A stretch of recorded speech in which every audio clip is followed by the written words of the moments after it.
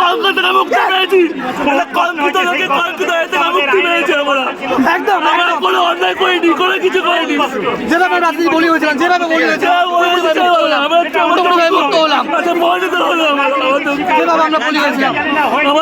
আমার বিনা দোষে আমরা এতদিন বছর ধরে কষ্ট চুরি করেছি। নানা কথা শুনতে হয়েছে মিডিয়ার থেকে শুরু করে সব করতে, স্কুলে বাইরে থেকে রাজনীতি শিকার হয়েছিলেন? অবশ্যই শিকার হয়েছিলাম। কিভাবে এটা আমাদের জয়। বলে আপনাদের জানাই যে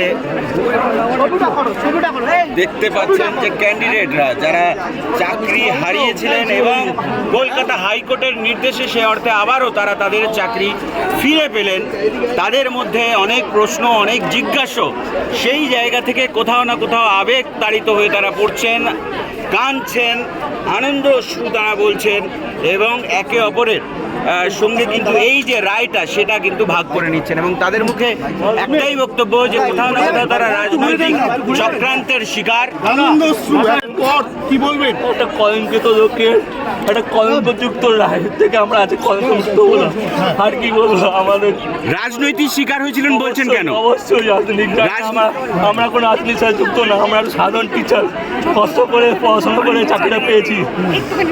আজকে রায় বুঝিয়ে দিয়েছে আমরা কোনো দুর্নীতির সাথে যুক্ত ছিলাম না। হাইকোর্টের ডিভিশন বেঞ্চের পর্যবেক্ষণ কি ছিল? আপনারা তো শুনলেন কিছু বলতে চাই না, আমার আজকে প্রচন্ড খুশি।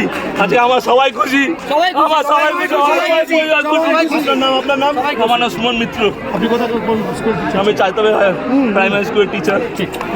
চলো আপনি একটু আসবেন দাদা, আপনি একটু আসুন।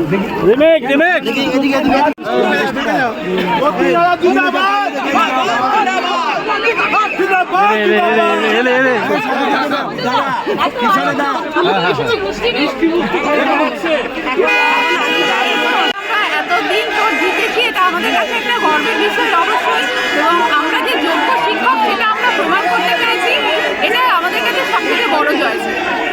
এটা কি একটা নতুন স্বপ্ন শুরু হলো আজকে থেকে? এটা মনে হচ্ছে নতুন নয়, আর স্বপ্ন ভেঙে গেছিল, সেই স্বপ্নটাকে আমরা লড়াইয়ের মাধ্যমে জিতেছি এবং আমরা যে আবার আমাদের শ্রেণীকক্ষে আমাদের বাচ্চাদের কাছে সসম্মানে ফিরে যেতে পারছি এবং আমাদের ওপরে যে দাগ লাগিয়ে দেওয়া হয়েছিল সেই জায়গাটা যে এটাই আমাদের কাছে সবথেকে বড় বিষয় এবং আমরা খুব খুশি। একটু নামটা বলবেন? সংঘমিত্র। কোন স্কুল? স্কলারশিপ।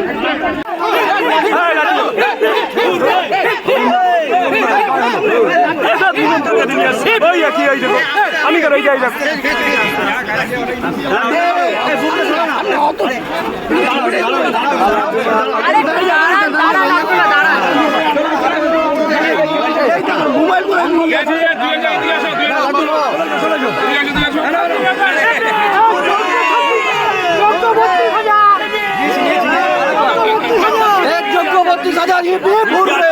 রজনী আজকের এই রাজনৈতিক উদ্দেশ্য প্রণোদিত রায়ের ফলে আজকে সত্যের জয় হলো, আইনের জয় হলো, বিচারের উপরে ভরসা মানুষের বাড়লো। এরা কি রাজনৈতিক শিকার হয়েছিল? হ্যাঁ, এরা অবশ্যই রাজনৈতিক শিকার হয়েছে, কারণ যিনি রায় দিয়েছিলেন তিনি এদের বক্তব্য শোনেননি, তিনি পরে বিজেপির এমপি হয়েছে, বিজেপি ক্যান্ডিডেট। ফলে স্বাভাবিক কারণে আজকের এদের মান ভেঙে গেছে এবং ৩২,০০০ পরিবার আজকে বেঁচে গেছে। ন্যায়ের জয় হয়েছে, সত্যের জয়, আইনের জয়, আইনের ওপর ভরসা থাকছে মানুষের। সত্যের জয় হলো। আর কিছু বলাই যাবে না, এর থেকে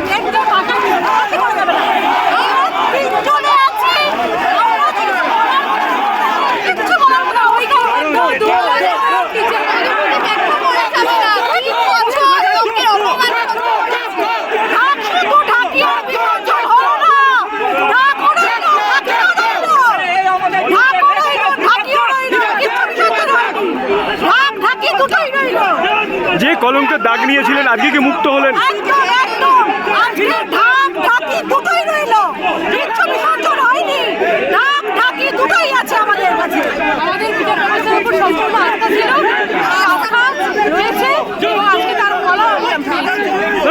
এই যে অভিশপ্ত দিনটা কাটলো, এইটা কিভাবে দেখছেন আপনারা?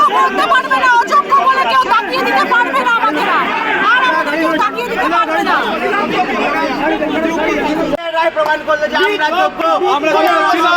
কোনো রকম মিথ্যা অ্যালিগেশন দিয়ে পলিটিক্যাল প্রপাগান্ডার দিকে গিয়ে যারা আমাদেরকে অযোগ্য বলেছিল তাদের মুখে আজ কোথায় তারা চুনকালি পড়ে দিচ্ছি। যোগ্য 32,000 পরীক্ষা দিয়ে উচ্চ মাধ্যমিকে আমরা 90% নাম্বার পেয়ে আমরা যোগ্য হয়েছি, কারোর দয়াতে নয়, পলিটিক্যাল প্রপাগান্ডা।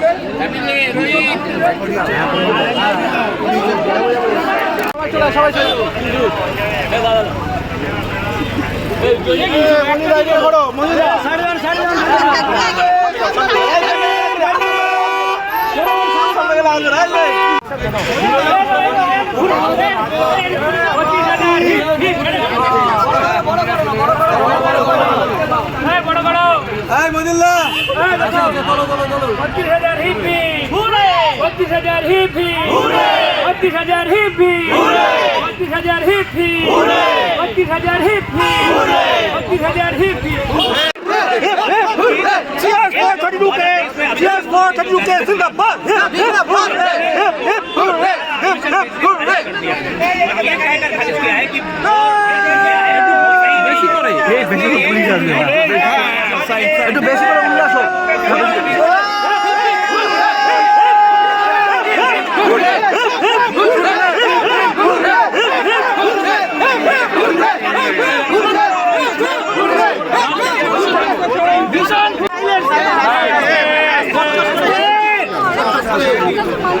নাকি